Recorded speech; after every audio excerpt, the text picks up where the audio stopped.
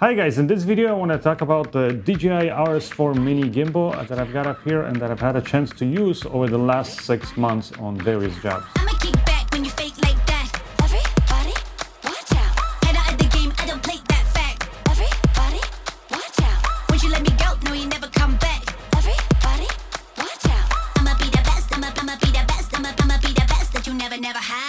So I've shot a bunch of short films and actually a couple music videos with this gimbal, and it's a great gimbal, especially if you're going to travel, which is where I used it. I used it in these productions where I had to travel, but it was a very small crew.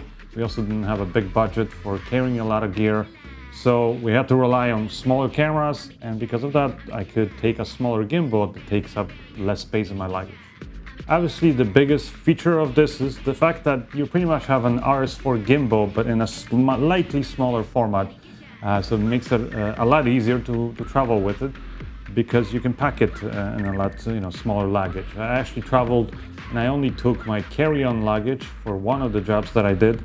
And so I was able to fit my Sony FX3 camera, a couple lenses, and just a gimbal, and it was enough to actually shoot this whole project.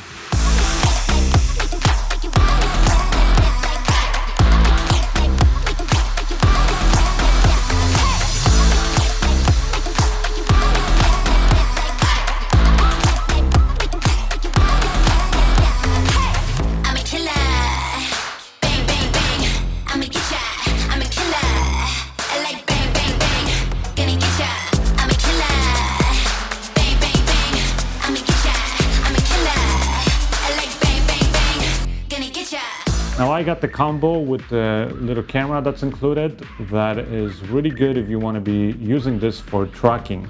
So you can use it for tracking yourself. It will actually lock onto your face, and you can turn on and off the feature for tracking just with your hand, which is a good thing.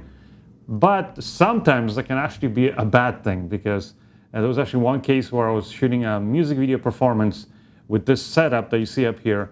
And everything was great until I started realizing that sometimes the camera, sometimes it will basically follow exactly where I'm pointing the camera, and sometimes it would just go off and do its own thing.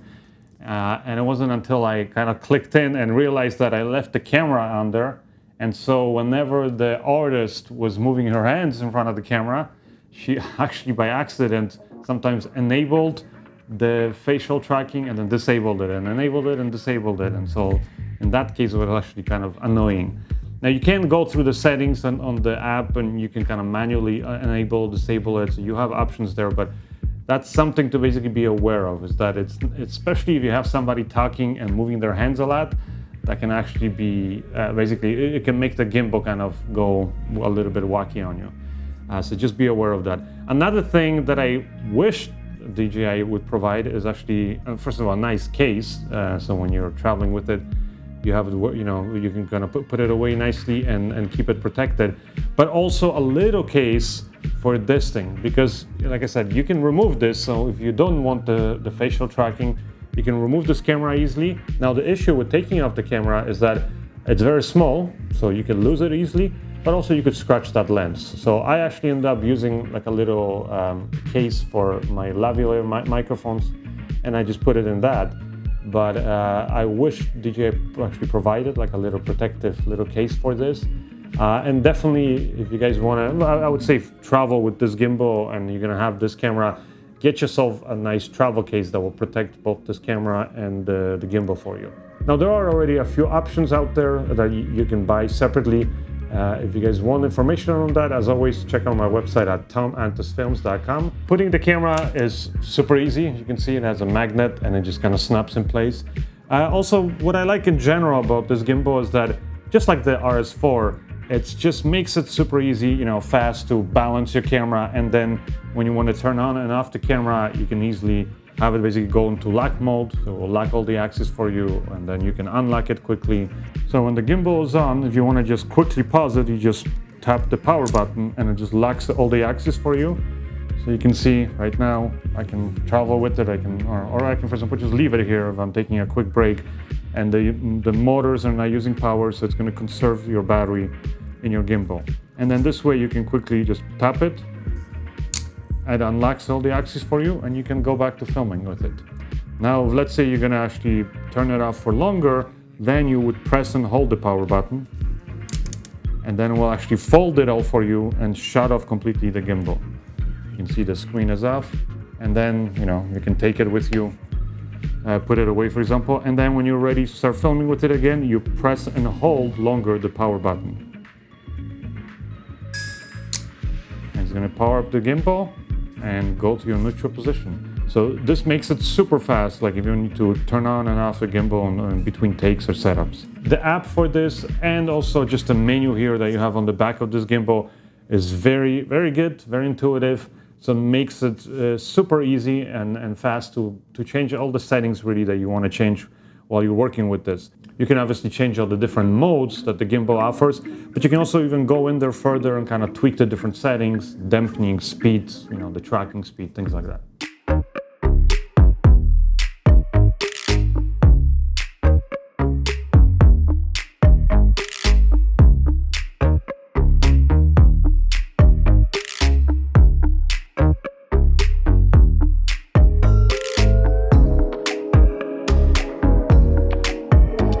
We're fixing the Vespa. It only worked for a few hours and it broke, but it's an antique from 1960 something. So.